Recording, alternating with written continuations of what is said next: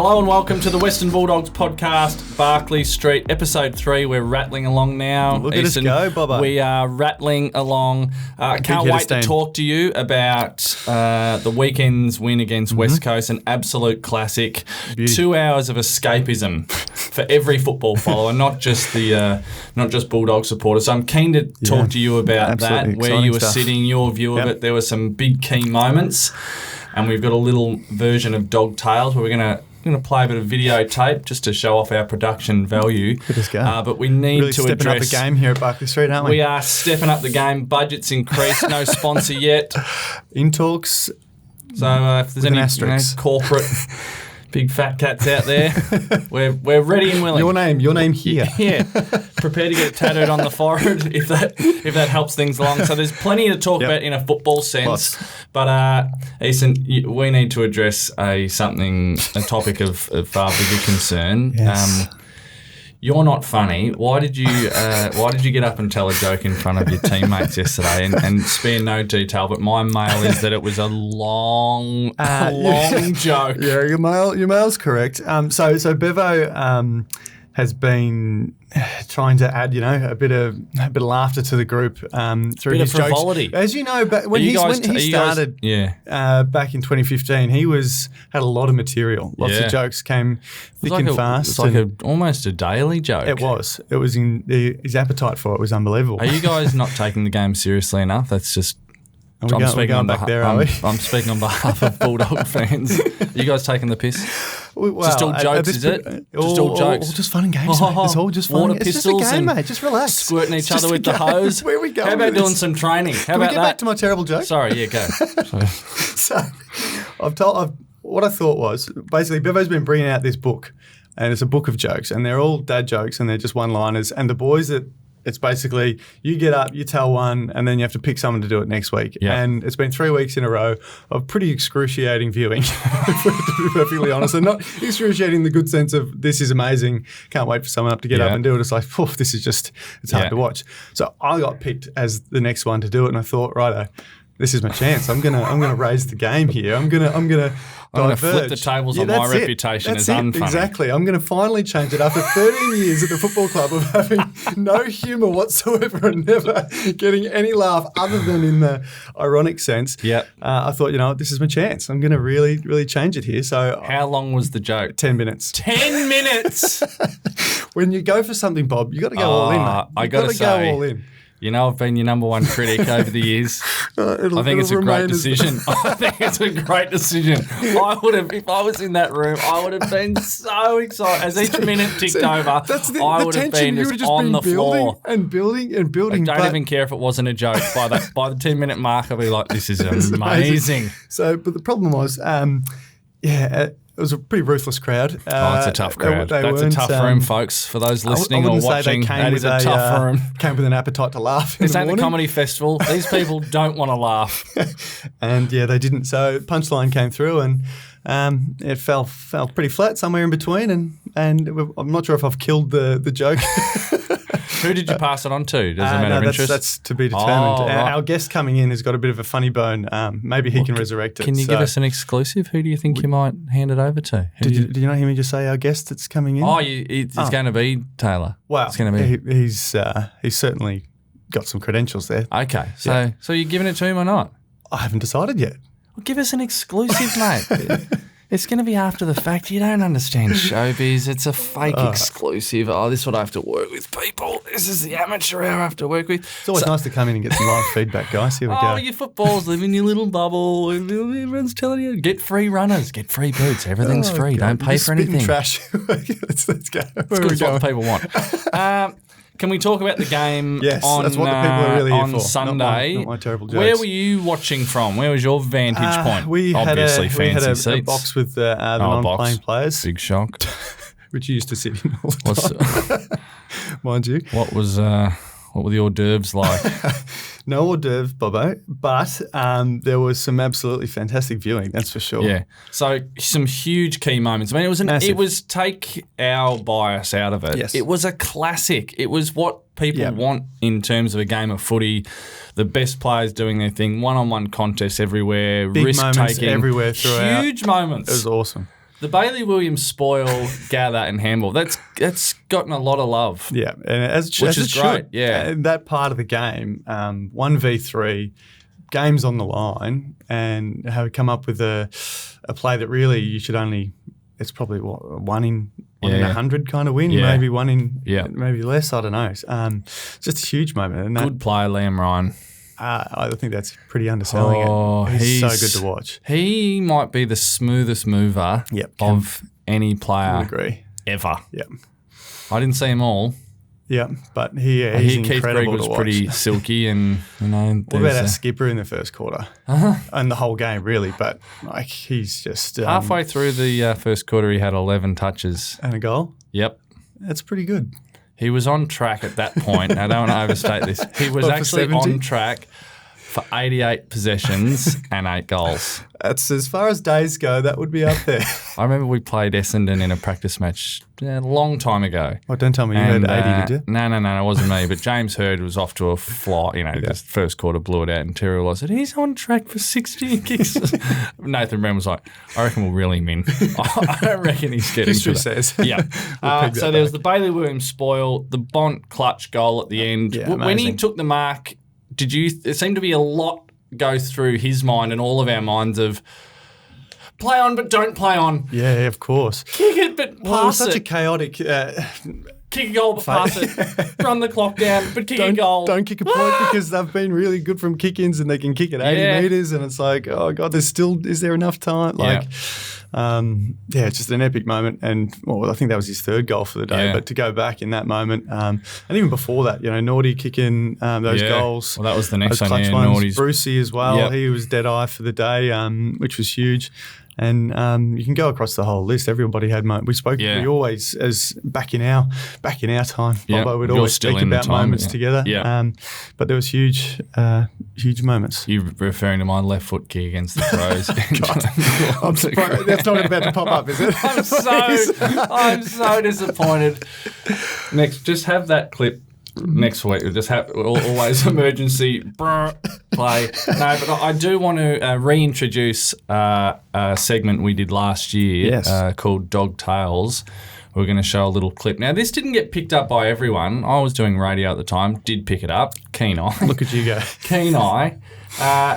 And to me, it looked like an homage to one of the great basketball rebels of all time in Allen Iverson. I just want to play the tape. It's Bailey Smith. Who's Allen Iverson? He sounds like a country gardener.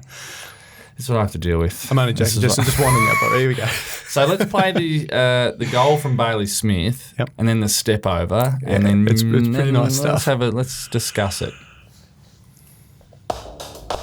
Shoveled out, dribble through, great finish, and ooh.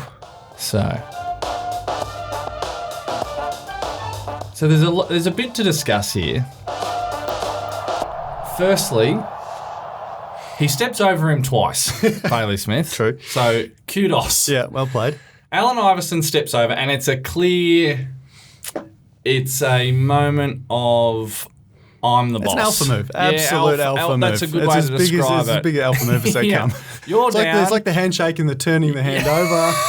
There's many of them. It's a trumpy. It's walking out of the room saying, I'll leave you in charge now. It's along those lines. Okay, so when we watch it again, so the second one, my take was the first one just he steps over him, and then he's like, I stepped over him. Oh, the cogs turn.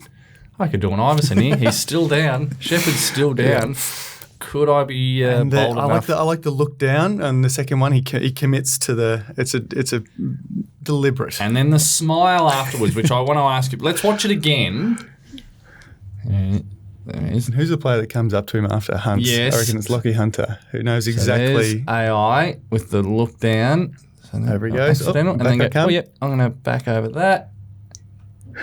The smile. He knows what he's doing.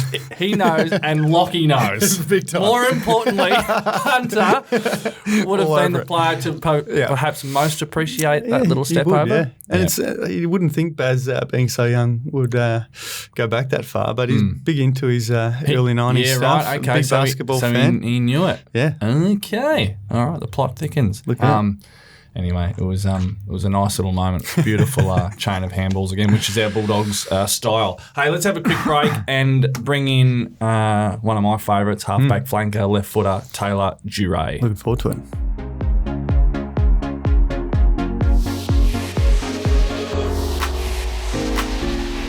Welcome back to Barclay Street. It's our great pleasure. I'm honoured. I know Easton would be honoured to have Taylor Duryea with us on the Barclay Street. Yeah. Oh, look at us. Look at us. The halfback flanker club. Oh, it's nice. Flankers. Let's all hold hands, shall we? COVID safe? He was going to. That's disappointing. I'm ready to commit you. to this. He's in. That was an aggressive He's not a true halfback. It's close. Especially in these times of COVID. Yeah. Taylor, welcome to the podcast. Great to have you here. Can I just get your impressions of Easton's odyssey of a joke? Oh. And did your emotions change throughout the 10 minutes? It did. It went long enough to, ride a few different waves of emotion. And then, like, I think most guys, myself in particular, had this feeling of admiration for him to actually commit to the joke for that long. Yeah. Did it? So not that it was actually funny. He didn't even try to shorten it up, thinking, "Oh no, I've lost the crowd here." He just committed. Did your admiration kick in at which minute mark? Do you think? Well, the guy that he brought into the joke to make it more personal was Archie. Yeah, good. You know, and so he kept referring to Archie. Yeah, good choice. Yeah, exactly. So that helped a little bit. So then, by the fifth time he'd referred to Archie, I actually thought, is he even here? I thought he'd just committed to bringing in this character, but sure enough, Archie was back there. And he did commit to it. So it's kudos to him to actually do that because everyone else has been reading out of the joke book. Yeah, so for him to commit to something different was pretty good. Pains me to say it this. Takes courage, Bob. Pains me to say this. But well done. That's the first and last compliment you'll receive on Barclay Street Podcast. I didn't get a laugh yesterday, but the well done. Taylor, if you were thrust into this position, I understand you haven't had to tell one yet. What's your sort of I do need to select someone for next week. 20 minutes. Short, I needed one up here. I would need one up here. Short and sharp. Enough effort to actually, get a laugh. Not out of the book. Out of the book. But under 10 minutes. Somewhere between the book and Woody. There's got to be a happy medium. Yeah, there has to be. Yeah. Well, as is the way on Barclay Street, and we love the fan interaction. Hashtag Barclay Street for the cool kids out there. Easton, do you want to rattle through a few of the fan questions?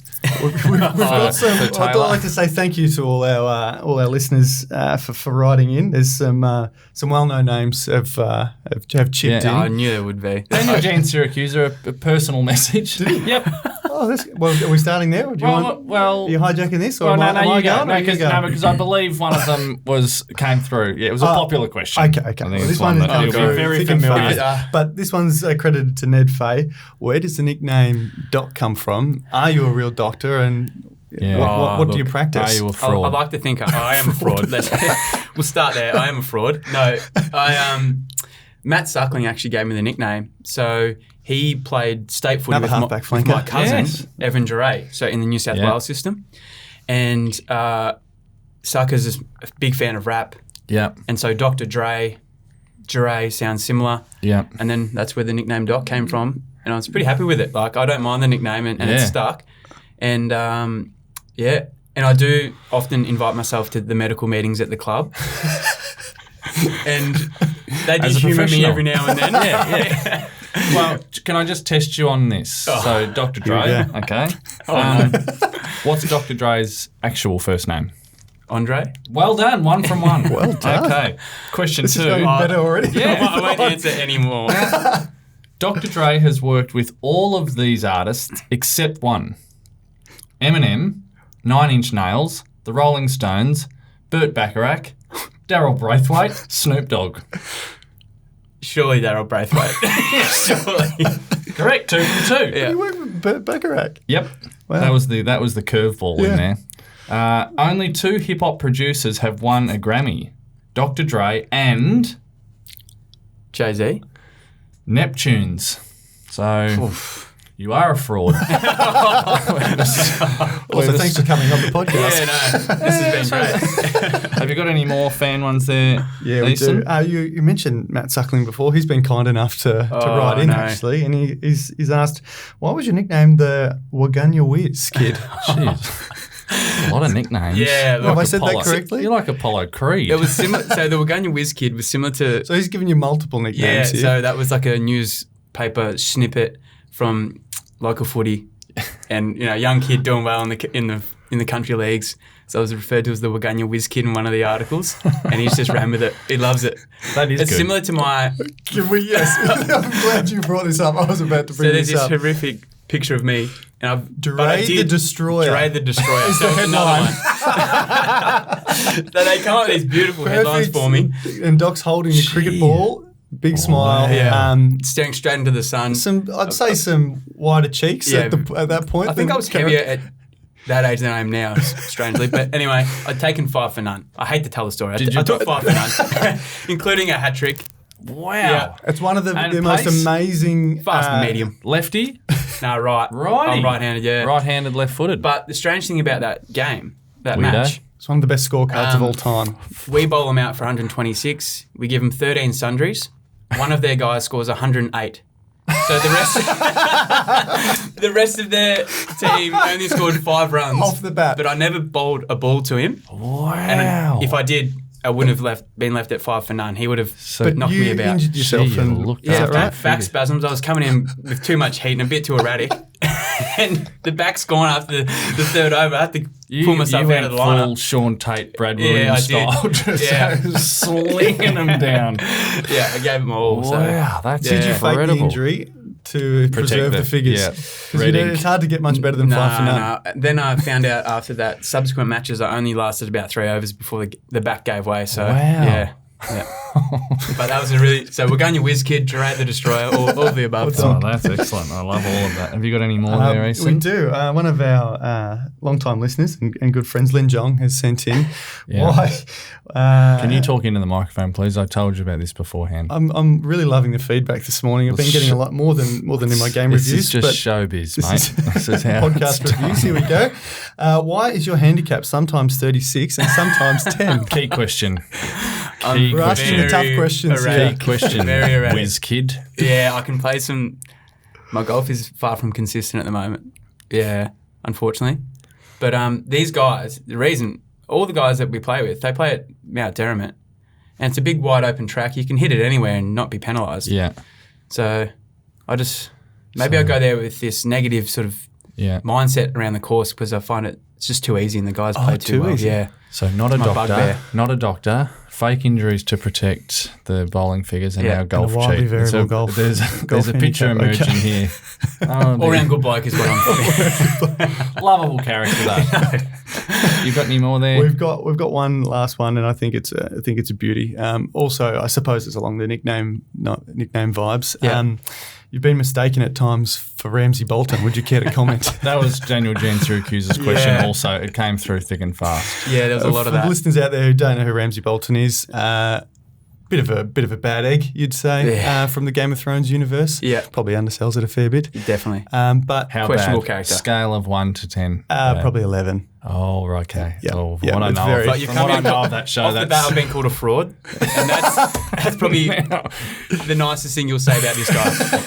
He wishes. Yeah, he wishes he was just a fraud. That was the word. Yeah, plain old fraud. He'd be happy with that.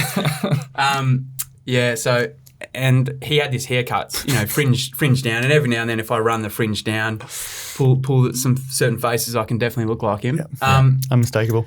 Yeah, I don't know. I hope he's a nice character in some other hopefully gets series or you'd movies. Think, I'm not think sure. most of those actors would get another run. Yeah, you'd something. hope. But this one's big show. Questionable. Hasn't surfaced since. No. You're all good? Yeah, that's it for the questions here, Bobo. So keep them coming for next week. Thank you very much, guys. Thank you for the interest. # Barclay Street. These are just our stock questions. Don't look at the questions. Jeez. I'm sorry. It really is. There's no length this guy will We've already established the fraud side of things, but there's the cheat. It's just anticipation, like, you know. You couldn't lie straight in The bed. trait of any good back flanker defender is a bit of anticipation. He's won me back. Well said. He's won me back Well with said. that. We are the shysters of the football world. I assume you watched The Last Dance, the Chicago Bulls documentary. So take Michael Jordan out of it. Which personality, which character in that documentary was of most interest to you? Oh, Dennis Rodman, sort of. Interesting. Yeah. I think someone that can perform at an elite level like that and still... In Vegas? Or yes. Are you talking about on the court everywhere in Vegas? with his extracurricular activities. I just think, like, that just can't... no one can get away with that these days. So it's just this mythical... Sporting alien. Yeah, kind it's of. just like, how did this person exist? How does that translate? There's no scope for that anymore. So I just find that so interesting. Interesting. Yeah. Cool. That's 2 from 2 on. We might keep a tally on that. All right. Don't tell the next person in about it that we're going to ask them about it. Don't want them to overthink You just try not to show them your notes, and we should be all right. Okay. We'll get some more trustworthy guests in. Which opposition league footballer lives in your neighbourhood?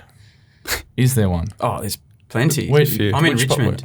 Ah, yeah. Yeah. Yep. There'll be quite a few. I guess I see Tom Lynch. What am I? Oh, no. Who have you forgotten? Yeah. Tom Lynch. Yeah, Tom Lynch. Yeah. Richmond, the full forward. Oh, I was thinking Oh, God. Lynch from... Alistair Lynch. Lynch from Adelaide.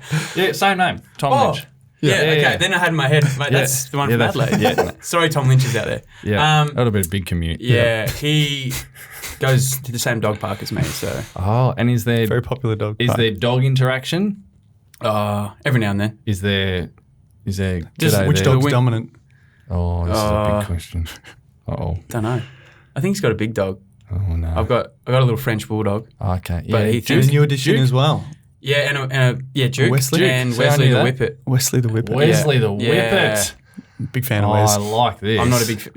Wes nearly got sent to the farm recently. What's he done? Wes, what have you done? Chuck the questions He's taken a liking. He's taken a liking to plaster and skirting boards. Yes. Chewing, eating, scratching. And how All of much? the above. All of the above. Are we talking holes in the plasterboard, or Like is he taking holes. paint? Oh, God. Like, I don't even know how he's done Oh. it. Yeah. Trouble. Yeah, so... Wesley, naughty Wesley. Yeah. Rip the doggy door off its frame, like in the glass. Well, He's he's having a go. Yeah, he's Wes, had a isn't real he? good go. So, Wesley College. but he has had a Wesley solid Whippets. week. He has had a solid Naughty. week. He's listened to feedback, and Yep.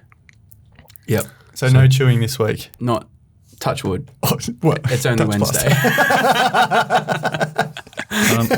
What's the movie that scared you as a kid, terrified you? Oh, it was the turn of the millennium, Okay. and I was with my extended family. We were up in Coffs Millennium Harbour. bug. Y2K. Yeah. And stupidly watched Halloween H2O, which at the time I was only 9 or 10 too with my early. older brother and sister and cousins, That's too and early. I was scarred for the rest of my life. Could not walk down a dark Are hallway you or the anything. youngest? Yeah. Yep. So am That'll I. get you. This is the thing of youngest Yeah. children. Of you get Yeah, dragged. You go not appropriate. Not appropriate. I was trying to tap out of that one, and I honestly I'd like was to leave my scarred. reality Yeah. now. What was yours? Well, I haven't asked you this yet. What was the movie that Well, terrified you as a from kid? a young age, I watched Jumanji in the cinema. Yeah. But I think I was very, very young. And I remember sitting underneath the chair, just being so terrified. It was the Jumanji. lion leans across the balustrade and swipes at the kids swinging. Okay. That got me. And Wow. just the idea of playing a board game and getting sucked into it and never to come out again was, could not escape that. Jumanji, that's Didn't a play bit- board games for a while. It's a bit underwhelming. Jumanji. Yeah. A long way. Some more blood and guts. Feedback continues to go. I tried to watch for my 11th birthday and then 12th birthday, tried for You went arachnophobia. back? So when I turned arachnophobia. 11, Yeah. went, I want arachnophobia, had all my friends over halfway through. I'm out. Yeah. Backed up the next year because it's 12th started. birthday. Went, let's do it again. Oh, no. Got 5 minutes further and went, I'm out. Was it the same point in the movie? You Yeah, said it 5 was- minutes further, but was it the one particular It was just the scene build that up. was It was just like, attention? I'm not having a good time now. Yeah, I'm okay. not having fun.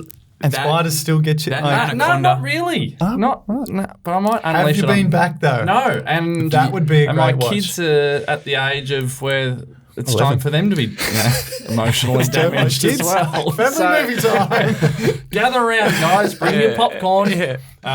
Last one from me, because we've got to get a rattle on. I know you guys have got more water fights to have and all the fun and lolly bags to hand. I feel like I've missed out. Sounds like you're having a lot of fun down there. Sounds like there's a lot of... This is all for him. It's just training going on down there. Himself at this point. There's nothing to do with the podcast. It's just trash. Here we go. Continue. There's a question coming.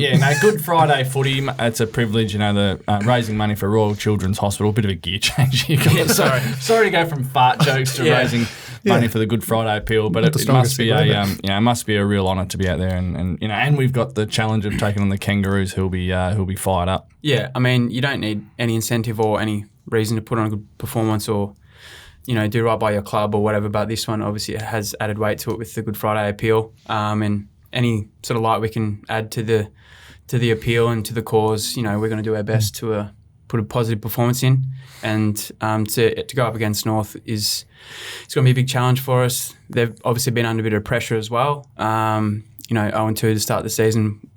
For us 2-0, trying to keep the momentum going. So we know it's going to be a really good battle there, and just looking forward to playing on Friday.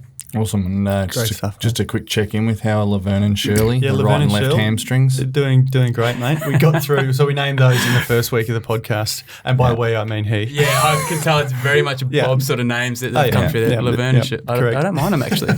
Or a podcast bully. Doing great.